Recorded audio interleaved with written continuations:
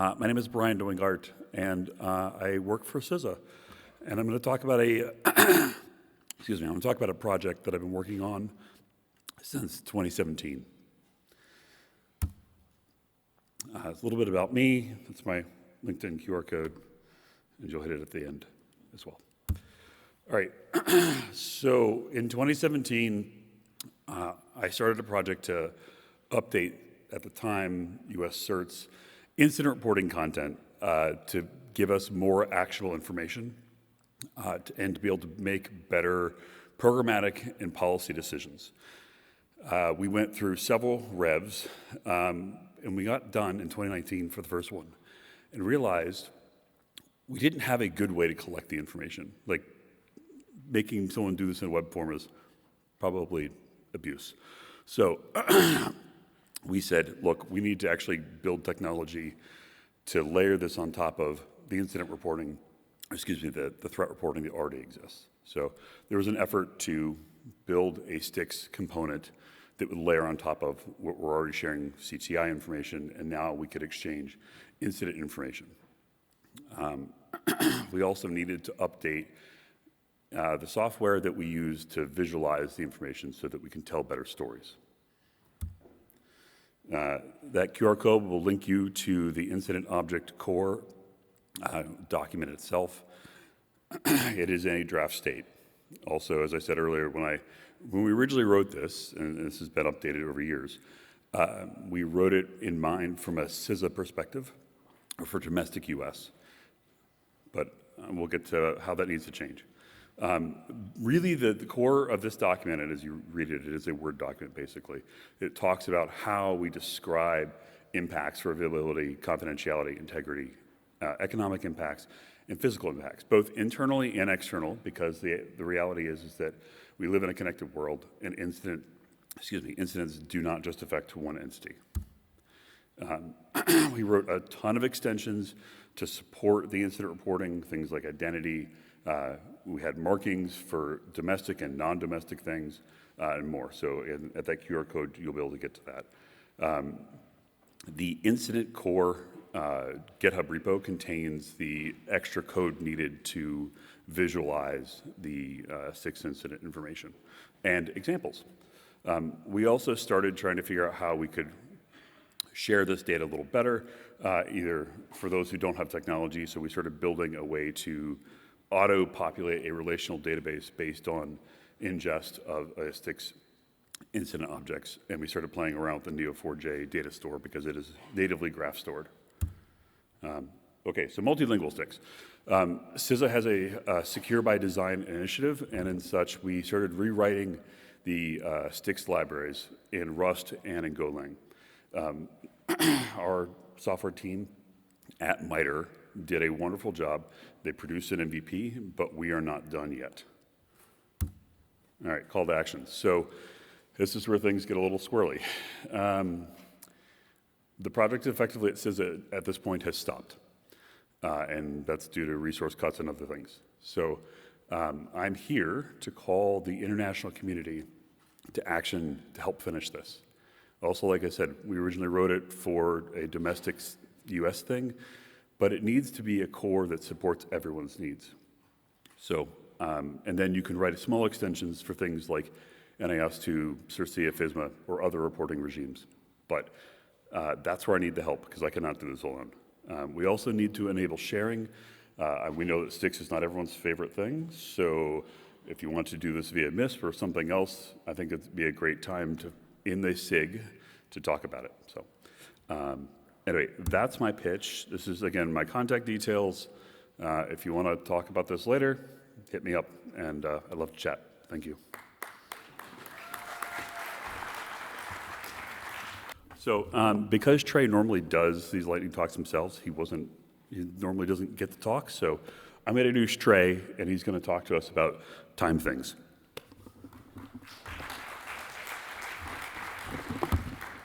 What's ironic, when I reflect back on the many years of developing STIX 2, before we got started, we had to settle on design principles, and then we had this seemingly infinite debate about what timestamp format to use. And so I think this was sort of like the universe's way of telling me that there was going to be more of this in my future. Let me just fix this again. Oh, look, it still remembers my settings. So let me go back. So I'm going to try to get through 11 slides in 4 minutes. So this is my title slide. You know who I am now.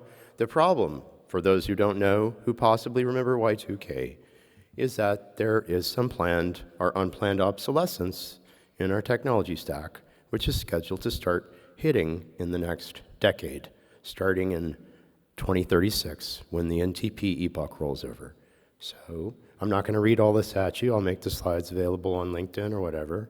But just so you know, there's another sort of period of Y2Ks between 2036 and 2038 that we need to look at. So it's a pernicious bug class. People often say things like, well, you're just going to search and replace 32 with 64 and recompile. I could probably talk for the next 6 hours about why this is not the case. And my hardest part of putting this deck together was picking what not to tell you. So let's just say it can be very heckin' complicated and subtle, and it's not only the ICS SCADA embedded world, but it's also stuff that's, I mean, this is an estimate, right? So don't come at me over this number, because it's probably wrong, but I was trying to put some ballpark estimate on, you know, like roughly how many lines of code are we talking about here? So whether it's protocols or standards or, you know, shared libraries and reference implementations of stuff, we're going to have to do some kind of archaeology project. It's not just future hypothetical, though. It's come to my attention focusing on this problem that there's not been sufficient attention paid to time synchronization, just as 15 or 20 years ago, there was insufficient attention paid to DNS. And so we're starting a time security SIG. We've had our inaugural sort of kickoff meeting this week. There's a call that's going to go out together with we'll get the draft charter through the first board, but if you're interested, that would be a place to engage. So this disproportionately affects the developing world because as manufacturers wake up to this issue, they may have warehouses full of equipment that they know is going to get, that they can't sell because of Western or more rich world regulatory stuff that might kick in. So the developing world needs to be mindful of this because there may be companies that try to dump equipment. And so then there's also some technical things. Here's a quick guide if you want to take a picture. Like obviously we need to have some testing for the long-term issue, but also we need to change the way that we approach time synchronization in the tactical time frame, because just trusting pool.ntp.org and GPS is probably insufficient in many environments today. So also if you're in policy or government or something like that, you might want to start thinking about how you're going to start to manage this problem, because a lot of this equipment is intended to be fielded for decades. And, the Linux kernel, there's a 32-bit Linux kernel that will work with 64-bit time, but they haven't really done userland and finished glibc yet, so the industrial landscape is still impacted.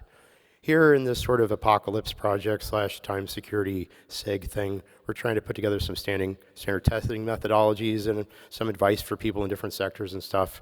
We're going to be publishing more stuff in the public domain. There's less than 50 quarters remaining.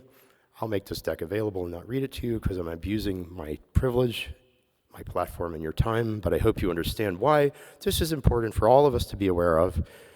And even if you think I'm totally full of it, please come tell me why afterward, because I'd love to know. And with that, the next action is, if you're interested, you can join this SIG. Thank you very much.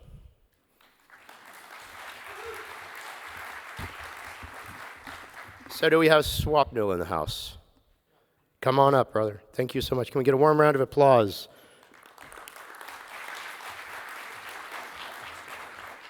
Good evening, everyone. My presentation title is a little clickbait, Duck and Seek. And on Sunday, I did a training on phishing detection. And one of the topics that I talked about there was using Zeek, which is one of the network security, passive network security monitors, and how to quickly ingest data from Zeek from an analysis perspective. So this is what this lighting talk is going to be about. So one of the open source projects which I find very fascinating in terms of analysis is DuckDB. So DuckDB is an analytical database in memory, which basically requires No effort to configure or install. It's just a single binary. So you just install the binary and you have DuckDB. Probably demo gods are going to be with me so I can show you a demo as well. The second project is, for people who do not know, is Zeek, which is, as I said, a passive network security monitor. And it does a lot of cool things. But one of the things that it can do is it can ingest either a PCAP or live packets on an interface, and it will generate something called as logs. So these logs are innumerous in nature. There is DNS.log, there is con.log, and so on and so on. But it's an excellent source of data from an incident response from a threat hunting perspective. So both these projects together, one of the ways in which I use Zeek and DuckDB is primarily generate the logs in JSON and then use DuckDB from an analysis perspective. You can do a bunch of cool stuff with it. So if you also do monitoring on the dark web for InfoStealer logs or any sort of breaches, you can take that data and import it into DuckDB, which will give you basically an interface for writing SQL queries, right? No more JQ, no more command line foo to make things work. And it also has an API in Python, so you can basically write an RESTful API or other. You can build an application, you can search your data, and so on, right? The most important part of the presentation.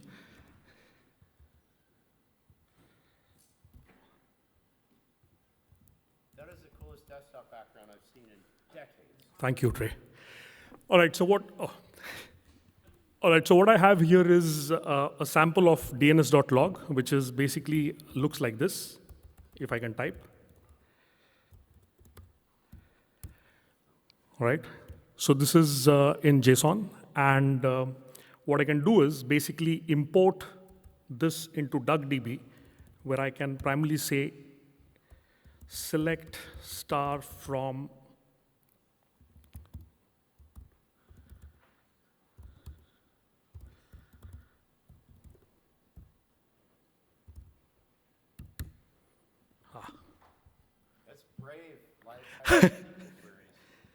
Okay, I have a backup tray. Okay, we'll give them an extra 30 seconds for typing SQL. All right, so this is what it looks like, and it translates the entire JSON data into SQL, so you can basically write SQL queries and whatnot. So I think I'm good with time, and that's about what I had to share. Thank you.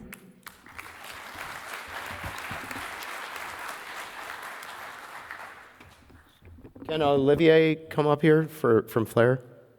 And while you're on the way up, maybe we also get Vlad with the AMTSO talk to come on up, so he'll be ready. That was a cool general purpose technique. You can use that with other JSON data, not just that. DuckDB. I'm going to bookmark that. So if we can have a warm round of applause for our next speaker. Thank you very much. Here we go. Okay. I am very passionate about RDP interception, but I don't do this at Flare, so this is a passion project that I want to keep alive. It's about watching threat actors in action using open source. So what is RDP? It's the good old protocol to manage Windows systems remotely. Most of you, I'm pretty sure, are familiar with it. So just the left-hand side is the client, the right-hand side is what a server looks like when you manage it. So why is it important to monitor or to intercept RDP? It's because it's still a big problem. It's the second largest breach vector after phishing. This is a bit old, by the way. That might not be the case anymore. But it's also because it's close to human activities. So everyone is running Telnet or SSH honeypot. Humble brag, I implemented the Telnet support of Kaori, so I'm behind that. But so after running these for a long time, I realized that we get just garbage, right? We collect tons and tons of Mirai samples, and they're all the same, and it's not super interesting. RDP interception, on the other hand, there's not a lot of automated attack, and it's almost always human threat actors, human adversaries, and they almost always make mistakes. So let's dig into that.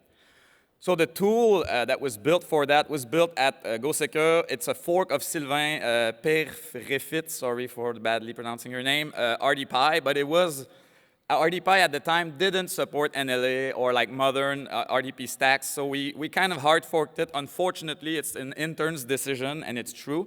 But still, it kept the similar architecture, and thanks a lot, Sylvain, for the original work. So it's a monster in the middle tool, records everything. It has a tempering engine. You could study or try to build exploits for RDP with it, so it's very flexible tool, all written in modern Python 3 async IO.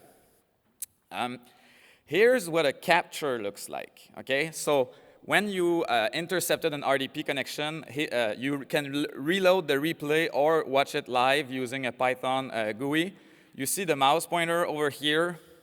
You'll see metadata about what's going on at the bottom. Here we see the username, the password, the domain of the connection that was made. We're going to zoom in a little bit. And the host. Also in the protocol, you have the time zone that is sent and that is possible to analyze using other tools in our tool chain. You have the clipboard data that is stolen always, so whenever the clipboard is updated, this is displayed at the bottom. It's also extractable via command line tools. And you see every keystroke that is typed, including passwords or anything that would be hidden normally, including backspaces. So you basically have a very high fidelity capture of everything that's going on, display, mouse, screen. We also collect files that are transferred, so if a drive is mapped or if the clipboard is used to transfer, to copy files, everything will be collected and deduplicated based on the content on the server. We also have an active file stealer module in it. And with it, it's hard to believe everything that we can collect. So this is data from a honeypot I ran online a couple of years back. So we see threat actor authenticating on Telegram using their own account, typing in their information. Don't worry, it's going to be blurred out. They uploaded, they installed Telegram on that machine. We see them do the reconnaissance. We see them drop their own tools that we collect and that we can analyze. So running honeypots like this online is pretty fascinating work, and I think more people should be doing it. And so here he logged in to Telegram, and we have a list of all of his channel, and we see that his tradecraft is using OpenBullet to brute force very common accounts. We have many presentations in the past that was done around the PyRDP, including Black Hat presentation, where I mapped threat actors to D&D classes. I encourage you to go and watch it. So RDP interception is accessible and reveal a lot about real-world adversaries. And it's also known to be used internally to train SOC or CTI analysts because you can use video to map log files to actual threat actor moving the mouse and doing stuff. So it's a really good training exercise. This is what's happening. This is what you see in the log. Now you know, and now you share passion or compassion to what is happening on the server. Thank you for your time. That's all.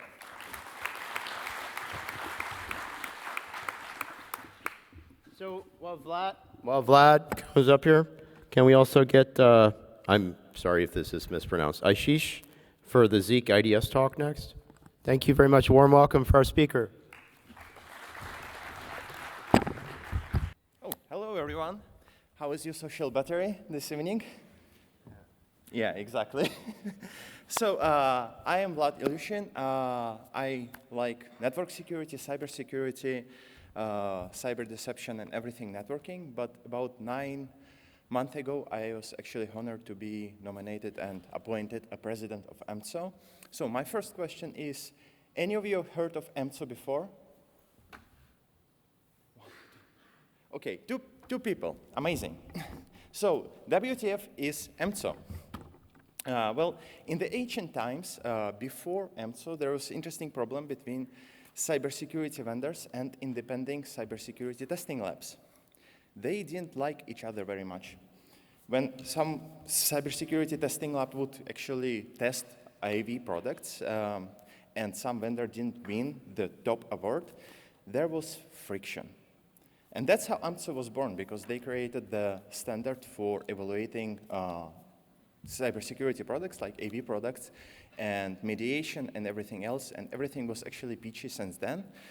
And now it is actually not about testing AV products anymore because cybersecurity industry moves on. So there is actually no overlap with SIG activities of FIRST, for example. There is a lot going on. It is non-profit, 501c, if you care about this stuff.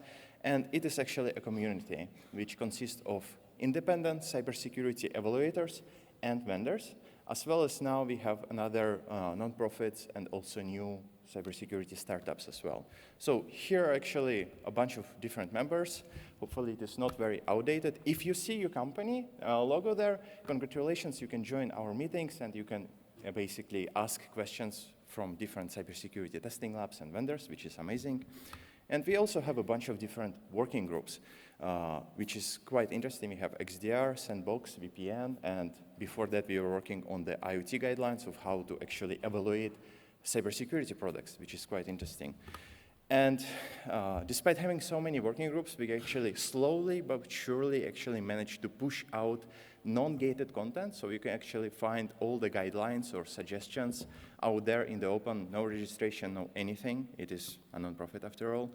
And sometimes we actually have to pivot because we had this XDR working group, which was, idea was to actually create guidelines how to test XDR products. But we managed to find one small teeny tiny issue, and it is defining what the hell XDR is. Because every single vendor defines XDR differently based on what actually they're able to produce and sell, right? So our XDR group actually pivoted into creating the matrix of different vendors and which features they're actually and which capabilities they have. And if you are the vendor, feel free to reach out and we will update the matrix. And it was a lot of hard work because we were trying to figure out what the hell you're actually doing as a vendor for marketing materials.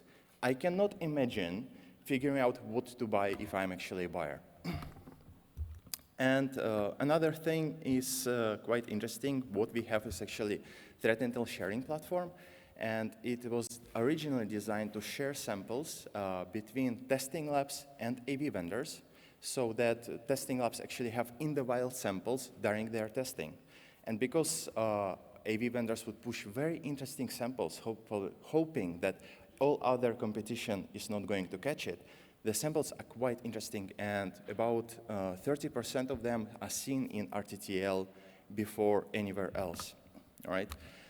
And we actually had 2 national certs, and we're thinking how we can actually open this platform for national certs, and we run into a different issue, is that getting a hold of certs and talking to them is very, very hard. So if you're interested, come talk to us. We are very open and would like to modify the system so it is usable to you. But in the short, TLDR is that we are the community. We are a community of both practitioners, vendors, researchers, and independent evaluators.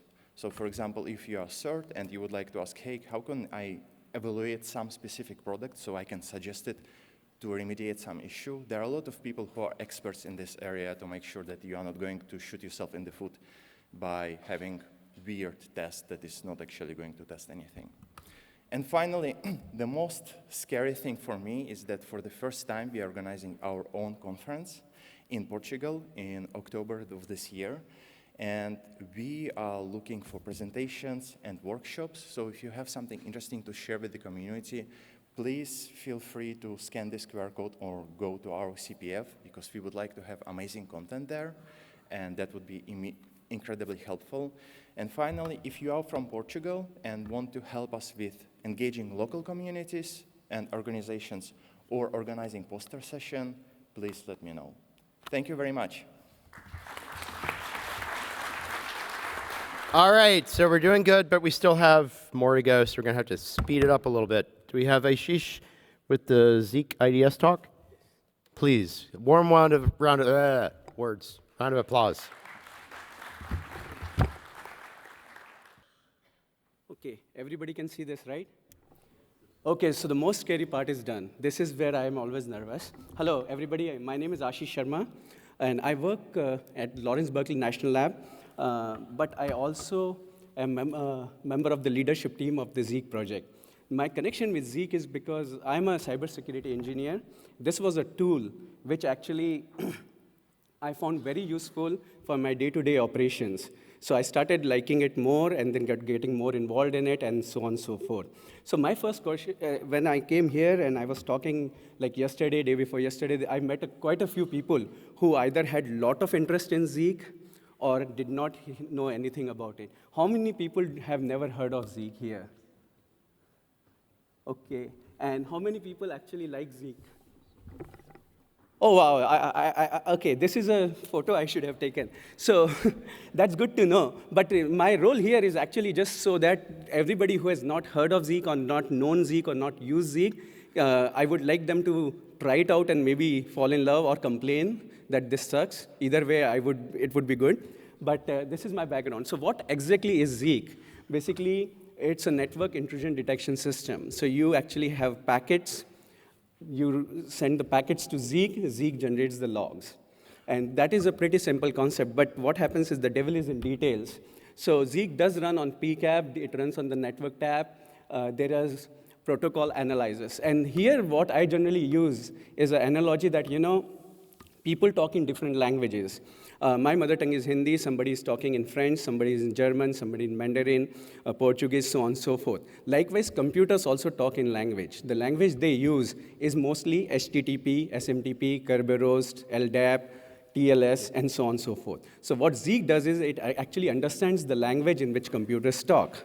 And once it understands those communication, then it can actually start figuring things out on top of it. So I'm not going to go much detail into this slide, but at the end of the day, what you see is logs. So these are just magnified two sets of logs. One is a connection log, which basically is a record of all the communication between two IP addresses based on what port, what protocol, what service you have. So this one connection log itself is very valuable because it actually gives you a visibility into your network.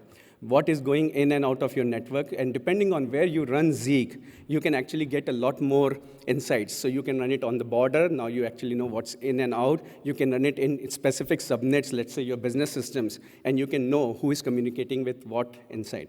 So, but then the beauty part is that it actually goes further down into the different protocols. So like HTTP, it will actually give you all the details like GET requests, POST requests, all stuff. And the funny stories start coming up when you get deeper into the protocol log. How many people actually had this pleasure, which I really enjoyed? I mean, to knock on somebody's door and say, hey, does your password start with capital A, C, T, and ends with YZ? And then the person turns in his chair, and you can see the look on the face. So those are the things you can get from the higher level protocol, like, accidentally type the password in clear text on HTTP, for example. But that's not there. There is a lot of logs which Zeek will generate on different protocols. Another advantage of Zeek actually is that you can write your own protocol parsers. And there is a tool called Spicy, which actually does it. Robin Sommer, one of the core developers of Zeek and like the technical lead at one point of time, developed Spicy, and you can write your own protocol parsers if you have very custom protocols or something which runs on your network but not. So the point is, Zeek generates a lot of logs, a lot of data in your network, and gives you a very good visibility. So, but in simple terms, the way I or our team presents it is, it's a network flight recorder. So basically, when you fly planes, you actually have all kinds of recording going on in the black box. What's the altitude? What's the tailwind? What's the speed? What's the temperature? What's the communication between the pilot? Is air hostess mad at some passenger? Whatnot. But when you look at the flight recorder, do you know what's bad, what's good? No. So Zeek does the same thing. It actually would record everything for you. It's on you to, after that, decide that, these things are good for me, my network, these things are bad. For example, BitTorrent might be okay in a university environment, but not in a corporate environment, for example.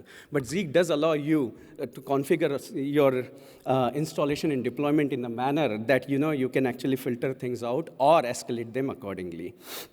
So here's a little insight into Zeek and it's free, and I think that's something which I think everybody would like. So, and then, of course, open source, and that's the reason I actually like this tool, actually. It runs on commodity hardware. The idea when Vern developed Zeek was literally to take pizza boxes, the cheapest hardware we can find, install it, and then run it. It's scalable. We actually run it on about 400 gig link right now. It generates a lot of logs, and rest is all you can see. Zeek does have a very rich academic research and publication background. It used to be called Bro from 1984. Big Brother is watching you until we changed the name. And now Zeek doesn't mean anything, so it's a really good thing. Some advantages, like, at Berkeley Lab, we use Zeek for dynamic firewall. We block like 500 to 700,000 IP addresses at a given point of time, completely automated. But for you, the Zeek advantage is like Intel framework, like all these intelligence threats feeds you get. Feed it into Zeek with Intel framework, automatically real time, and Zeek will tell you what those feeds actually are. Like, are you seeing something? Are you not seeing something? And so on and so forth. And this is all in real time. So I would say maybe install it on your laptop, try it out. And if you have any issues or complaints or problems, here I am. Reach out to me. I will find, if I cannot answer, I will find somebody who can answer. Here are the resources. Don't look at it. Here, you can use the QR code. That should actually get you the link to all the slide deck. But yeah, this is my favorite saying. Like, Berkeley Lab does use Zeek, so I think you all should too. And together, I think we'll have a better secured security environment. Thank you very much. Thank you. Yeah, thanks, Jason. Hussein, with the no malware talk, please.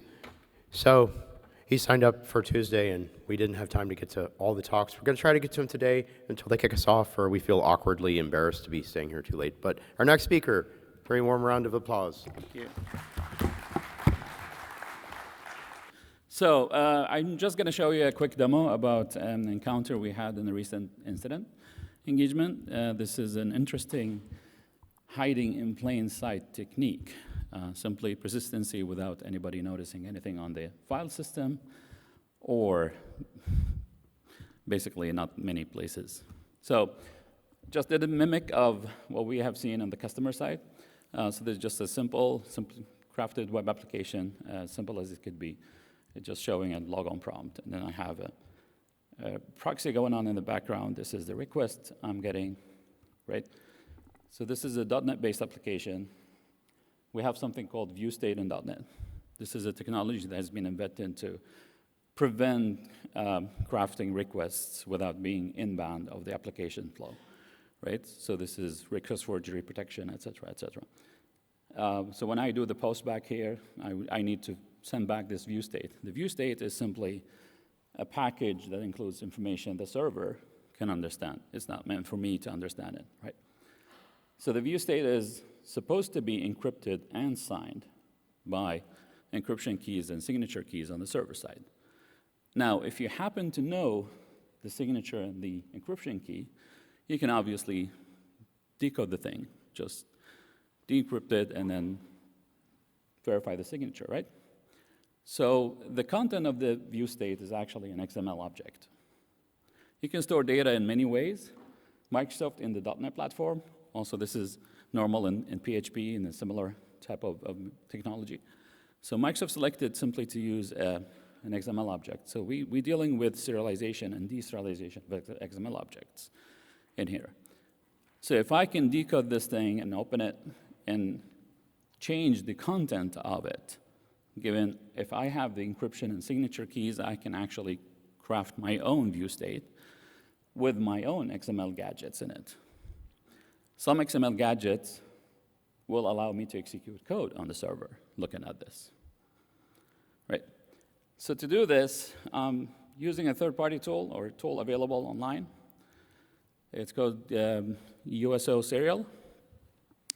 This is the .NET version of it. This is originally was created to craft view state similar things to in Java. But this is a port of it, so it works with .NET.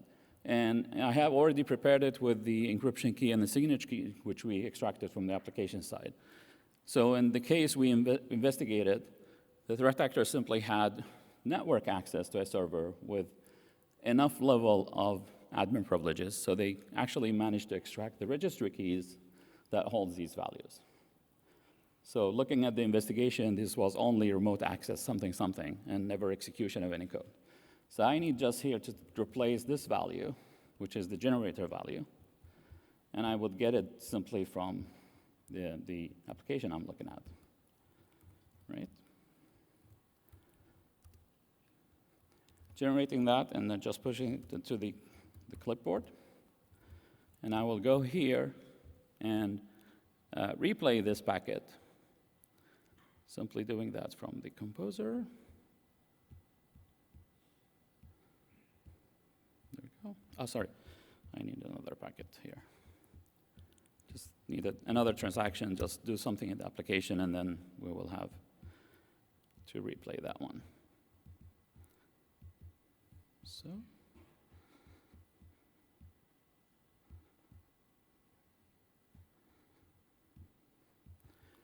And I simply need to replace that view state with the one I generated. So let's take away that one and push the one we had from the clipboard. Now I'm running everything on the same server. This is the temp folder in Windows, right? Right now there are only these two files. But when I push this, I will actually execute code on the machine. And I have a text file popping up here.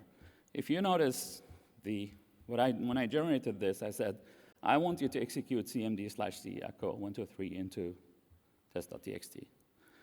I'm simply using an XML gadget called text formatting and running properties. So in one of these properties for this gadget, it's possible to run code.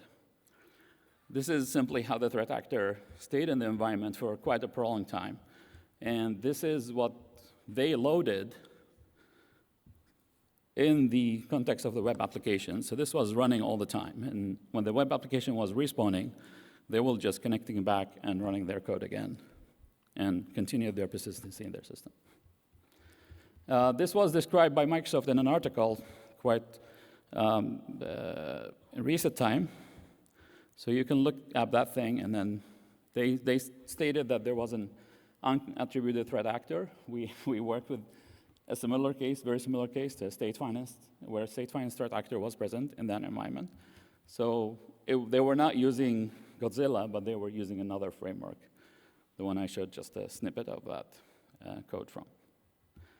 So thanks for listening. Next up, we have Amon from the TICERT to talk to us about the TICERT, who make an awesome newsletter that goes out to the First Teams list every day. Thank you very much. Okay, so we are TICERT. We just rejoined FIRST a couple years ago. Before that, we were running under the ETA, and right now we are the national CERT, and we work with multiple CI and sectoral CERT in Thailand. Okay. And the main purpose for this is that we are at the national level, so we would like to work with all of you to build bridges to Thailand with TICERT. Okay, and two main things, we can work with you as the trusted partner, and we are committed to proactive collaboration. So any bad IP address or bad server that attacking you, you can contact us. And also, we are willing to share with you our MISP. We're using the MISP to connect and share information between the TICERT, sectoral CERT, and many CAI. Okay? And of course, another areas of collaboration is the joint incident response. And also, if we are also the training centers for ASEAN Japan cybersecurity capacity building. So if you want to provide the training for the ASEANs, you can come to us as well to provide to the rest of 10 countries in the ASEANs. Okay. And the MISP running now, there's multiple members within Thailand, and also the international member to join with the MISP as well. Okay. And lastly, this most important slide, please write down our email address and contact us with the head subject of building the bridges. And then we can connect and start to exchange the information or setting up our MISP together to exchange the IOCs. Okay, thank you very much.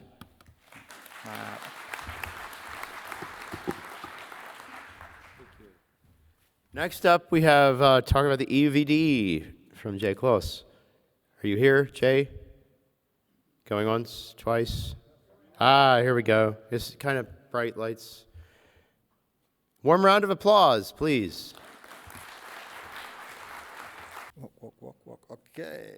To scare you off, I show the legislation first. My name is Johannes Kloos. I work for ENISA, the cybersecurity agency of the European Union. I think that's probably not exactly the right formal name, but it's changing from time to time. I would like to give a short introduction about on two projects that have been landed on our lab through EU legislation. I've shown an extract of it before. One is the EU Vulnerability Database that has been launched quite recently. We initially ran it in a beta. I just want to quickly give some key points about it.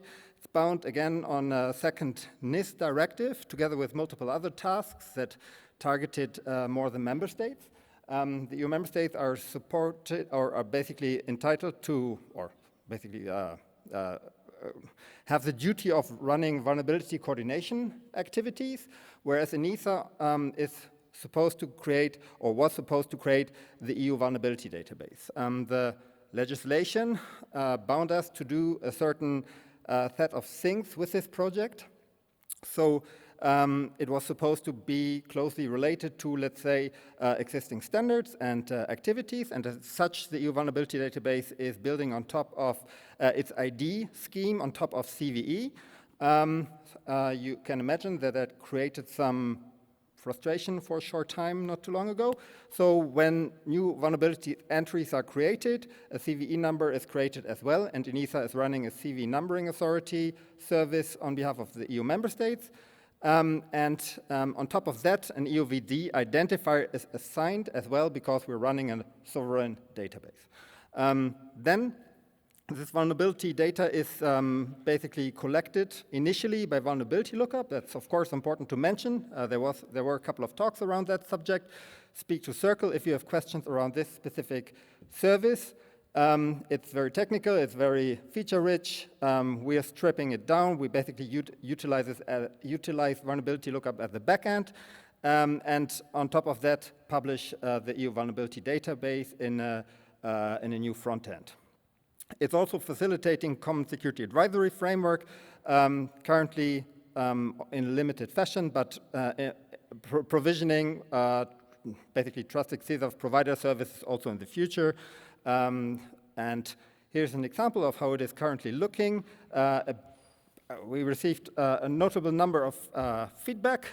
Parts of it was technical. Other parts also highlighted that it's looking quite outdated in terms of web design. If you have any other important feedback, please utilize the feedback form on the bottom, where you can basically go through form and add notifications or remarks that help us improve the service, as it is really just a very new service that we're trying as much as possible to enhance and to create additional value for its users. There's an API. It's also, in comparison to the vulnerability lookup API, limited, but nevertheless, that's the way we have it running at the moment.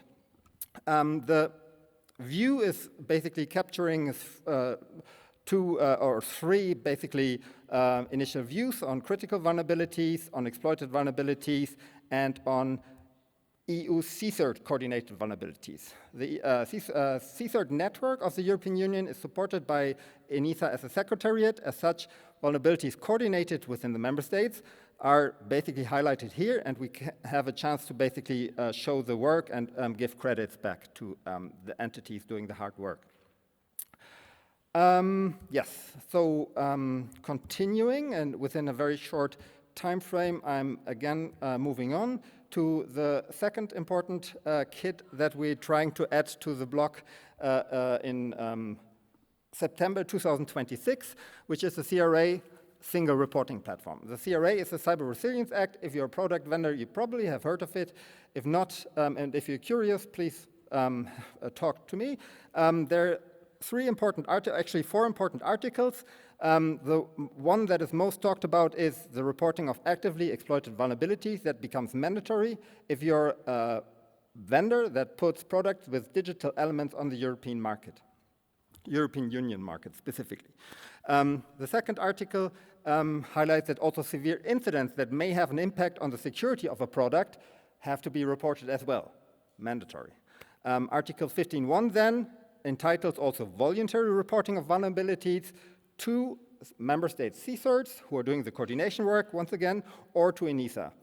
These reports can come from researchers and can be utilized, or can be, the same platform can be used for it.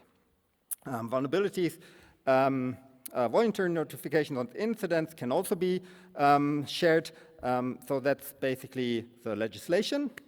The architecture of the single reporting platform allows EU member states then, together with ENISA, to put in place an electronic notification endpoint in their member state that integrates with a central platform. The technical specifications will be probably very complex. At the moment, we have initiated a tender process that has ended, and we are now in the, going through the typical procurement routines and reviewing tenders and picking a hopefully capable entity to produce this service. And that's basically my wrap-up. Again, availability is planned for September 2026. It's not a lot of time. We hope it's going to be as well as initially intended by the legislation and supporting us to have a better product security in the longer run. And that's it. Thank you very much.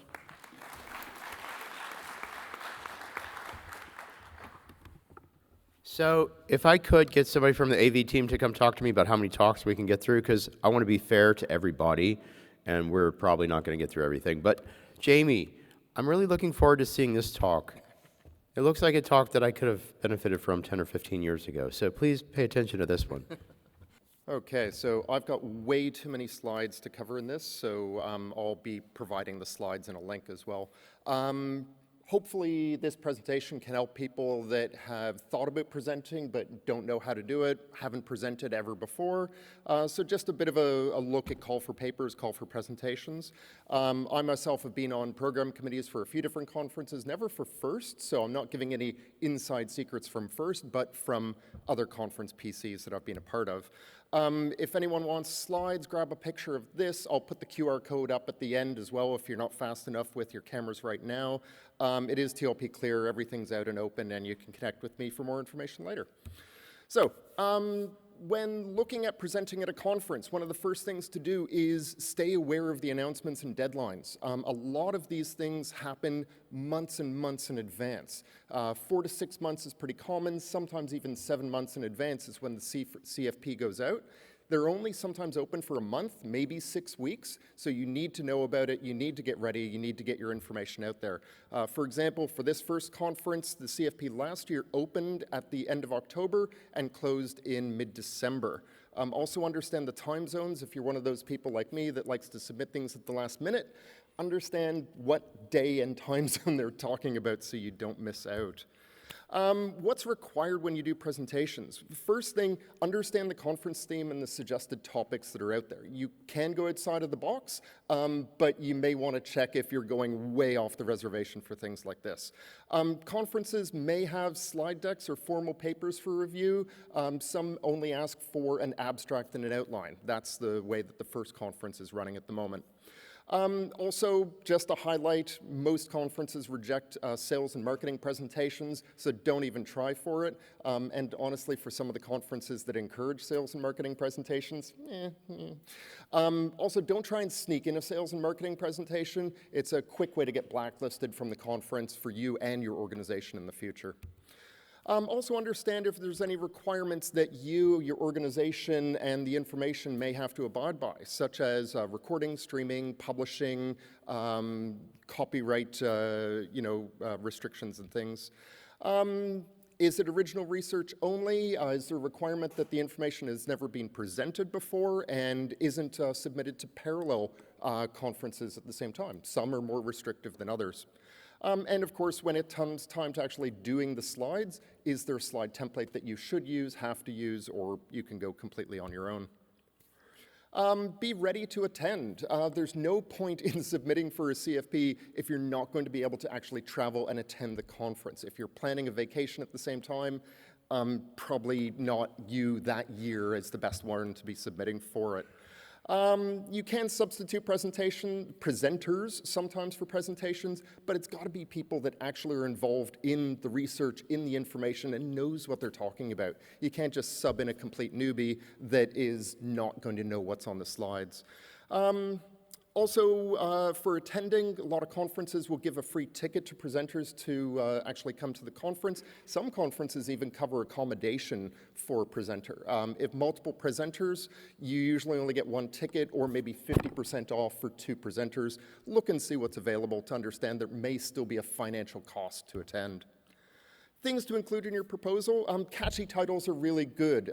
Bonus points if you stay on theme. Some of the PCs that I've been on, you actually literally get a bonus point if you're on theme for the conference's theme. So if you've noticed some speakers, their presentations this week have been about fortresses, themes, and bricks, that's because they're trying to stay on theme for it.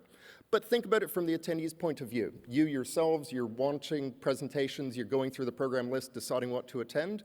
The title is the first catchy thing. Does somebody want to come and see your presentation? Proposals are usually written in 2 sections, a short abstract and the longer outline. The abstract is usually what goes straight into the program, and the outline gives more information to the program committee, but usually is not published. Understand which way these things go and write them for your audience. Also look at how long things are. The first 2025 for this year was asking for short abstracts of 150 words on average and an outline of closer to 300 to 500 words. When you're actually doing your proposal, start with a short background or story. What's been going on? Why are you doing this presentation? What's the problem? What's the lack of information? And why are you researching on this? What have you done to help solve this problem or research? And a statement on what the presentation is going to cover. These are some actual examples from presentations this year. If you look at them, you're going to notice a few common similarities. That's because people are writing abstracts in the same style, because that's what appears best in the program. You're also going to want to write a statement on what attendees will get from your presentation. Again, from the attendees' point of view, why do they want to come? What are they going to learn? What are they going to come away with? This helps the program committee as well as attendees. Also say what your attended audience is. It's okay if it's a managerial talk, but you want to be upfront and say, this is a managerial talk, management is the intended audience. If you are doing a technical talk, you might also want to say what level of technical. Again, low-level technical is fine. Everybody's a newbie at some point in time for many different topics. Say where it is, you get the right audience coming into your presentation. For the outline, you also can add in a list of talking points. I've seen people that actually put in all of their slide titles and whole sections as bullet points.